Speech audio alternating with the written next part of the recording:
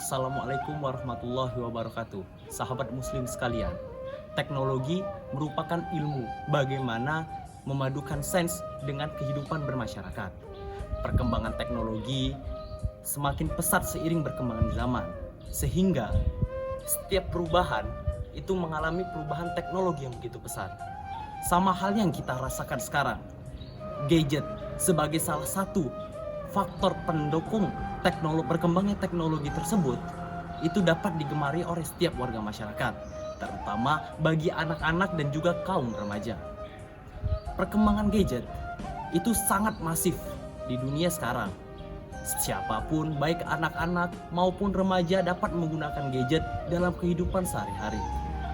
Penggunaan gadget yang berlebihan dapat membuat remaja dan anak-anak itu semakin kecanduan dan semakin mementingkan gadget daripada kehidupannya, sehingga menimbulkan dampak-dampak negatif yang begitu pesat terhadap berkembangnya pola pikir remaja dan juga anak.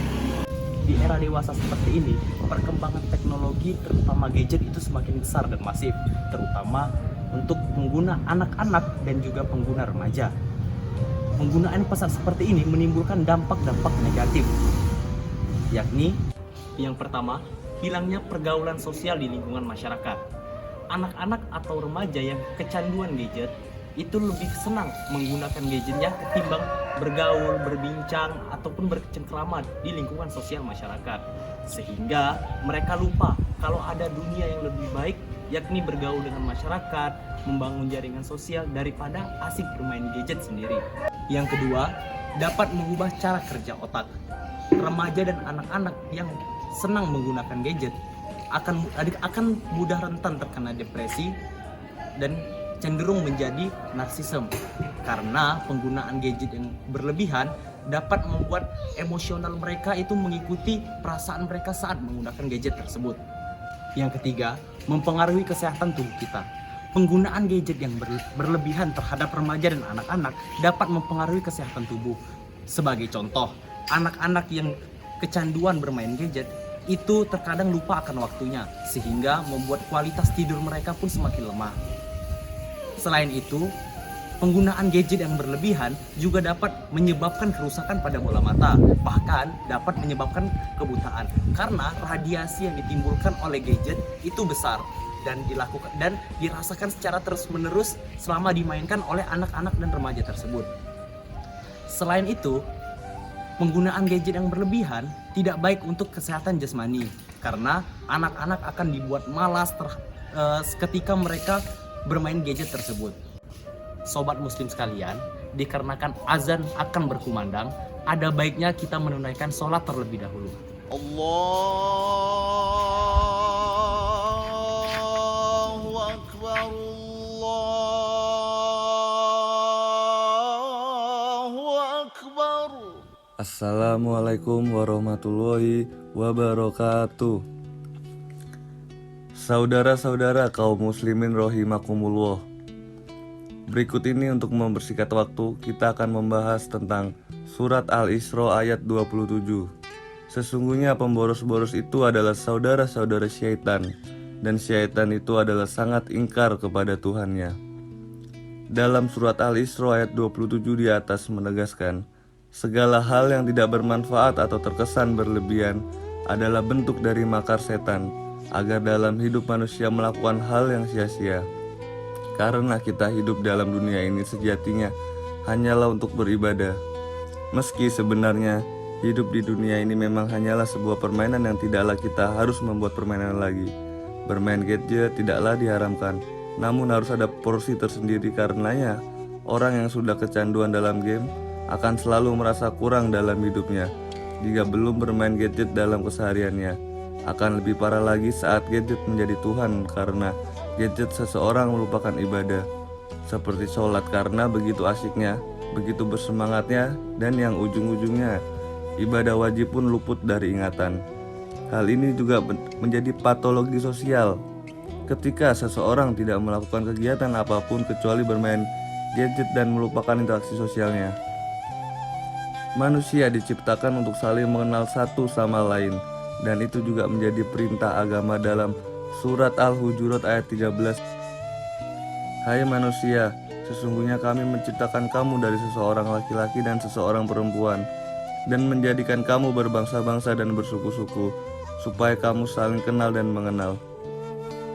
Dari penggalan ayatan barusan, dapat saya simpulkan, sangat menyalahi perintah ketika seseorang tidak melakukan perintah Tuhan dalam bersosialisasi dengan sesama, karena kodrat manusia adalah makhluk sosial yang membutuhkan satu sama lain.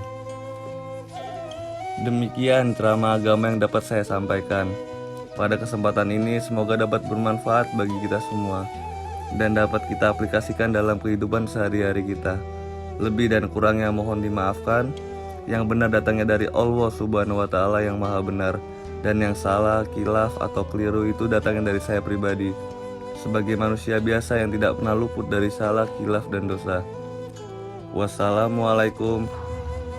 Bagaimana? Setelah mendengarkan ceramah tadi, sangat menarik bukan? Kita dapat mengambil intisari dari ceramah yang didengarkan tadi. Kita akhirnya tahu berapa besar dampak negatif dari gadget itu tersebut untuk remaja-remaja. Seperti halnya yang jika kita kutip dari ceramah tadi, seperti pemborosan. Secara tidak sengaja, secara kebetulan, kita secara sukarela itu melakukan pemborosan. Mungkin saja kita saat memainkan game, kita membutuhkan paket data tersebut. Jika kita gunakan terus-menerus akan habis dan diisi lagi. Itu menjadi salah satu contoh dari pemborosan. Atau dari hal yang lain, kita bisa melihat dari sisi sosial. Kita terlalu fokus kepada gadget itu, sehingga kita melupakan teman-teman kita ya saat kita berkumpul bersama-sama. Kita hanya fokus kepada gadget tersebut. Maka sebenarnya apakah yang harus dilakukan atau peran remaja muslim dalam mengedukasi dampak negatif gadget untuk pengguna remaja dan anak-anak? Sebagaimana kita tahu, remaja adalah sebagai pejuang atau perubah, karena kita menjadi inti poros dari perkembangan zaman ini. Kitalah yang menentukan kedepannya zaman ini akan menjadi seperti apa. Semisal kita sebagai remaja terhadap yang lebih muda dari kita bisa mengajak mereka dan mengedukasi mereka tentang dampak-dampak negatif gadget.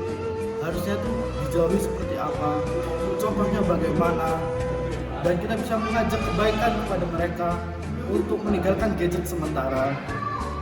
Kepada sebaya atau teman-teman kita sekalian, kita bisa meminta mereka saat berkumpul untuk meletakkan gadget dan fokus kepada sosial saja, mengajak ngobrol. Kita juga bisa mengingatkan mereka untuk tidak fokus kepada gadget itu dan mengajak mereka untuk beribadah dan yang lainnya. Untuk yang tua atau yang lebih berumur daripada kita bisa mengingatkan mereka bagaimana cara menggunakan gadget yang positif, yang baik, agar mereka dapat mengajarkan dampak-dampak positif itu kepada anak-anak mereka atau cucu-cucu mereka. Untuk lebih jelas, kita bisa melihat contoh-contoh peran remaja dalam mengedukasi dampak negatif gadget bagi pengguna remaja atau anak-anak seperti berikut.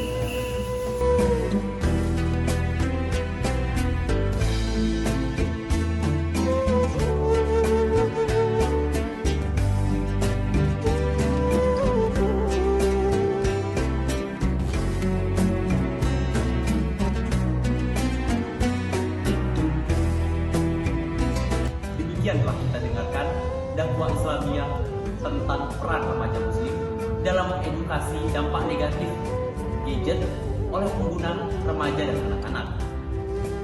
Gadget merupakan salah satu dampak dari perkembangan teknologi yang begitu cepat. Lalu, bagaimana dampak negatif dan positif dari gadget tersebut? Dampak positif gadget juga dapat kita rasakan pada era terkini jika kita menggunakannya secara bijak dan terorganisir dalam menggunakan waktu kita semua untuk belajar. Tapi gadget sendiri juga memiliki dampak yang sangat masif apabila tidak diedukasi dengan baik dan digunakan secara berlebihan. Dan gadget juga dapat memutus ikatan sosial antara manusia dengan manusia. Terima kasih kepada sobat muslim sekalian yang telah mendengarkan dakwah Islamiyah dari kami, kelompok 1445 KKN Universitas Islam Indonesia. Apabila ada salah kata, kami mohon maaf. Wabillahi taufiq wal hidayah. Wassalamualaikum